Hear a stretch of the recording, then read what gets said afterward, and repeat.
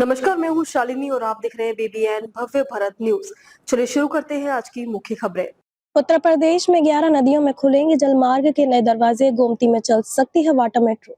प्रदेश में जलमार्ग आधारित परिवहन और पर्यटन को नई दिशा देने की तैयारी शुरू हो गई है। देश के 111 राष्ट्रीय जलमार्गों में से उत्तर प्रदेश की 11 नदियों में जलमार्ग के नए रास्ते खोले जा रहे हैं। इसमें गंगा, यमुना, घाघरा, सरयू, गंडक, अस्सी, बेतवा, चंबल, गोमती, वरुणा और करमनाशा सहित 11 नदियों में राष्ट्रीय जलमार्ग चिन्हित हैं। मंगलवार को राजधानी के होटल रेनेसा में उत्तर प्रदेश अंतरदर्शीय जलमार्ग प्राधिकरण की पहली बैठक हुई, जिसमें विशेषज्ञों ने जल परिवहन की संभावनाओं, चुनौतियों और समाधान पर विस्तार से चर्चा की।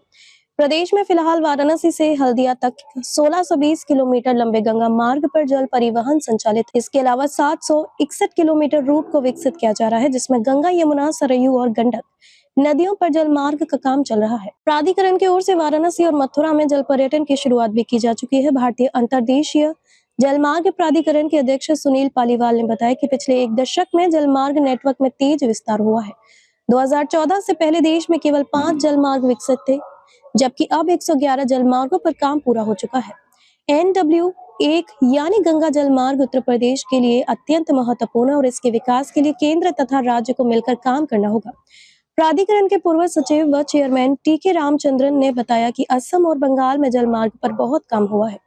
वहां पर नदियों को पर्याप्त गहराई की दी गई है।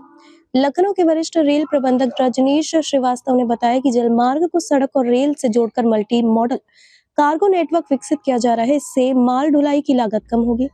वाराणसी से कोलकाता तक माल भेजना सस्ता होगा और कानपुर, उन्नाव की फैक्ट्रियों के उत्पाद भी कम लागत में गंतव्य तक पहुंच सकेंगे। वहीं महानिदेशक पर्यटन राजेश कुमार ने कहा कि राज्य पर्यटन नीति के तहत फ्लोटिंग रेस्टोरेंट में निवेश करने वालों को 25% की छूट मिलेगी।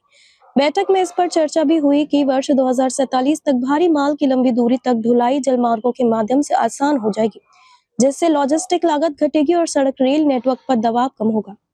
तो अभी तक के लिए इतना ही। मैं शालिनी आपसे विदा लेती हूँ। अगली खबर में फिर मुलाकात होगी एक और खास खबर के साथ। तब तक के लिए बने रहिए BBN भव्य भारत न्यूज के साथ। नमस्कार।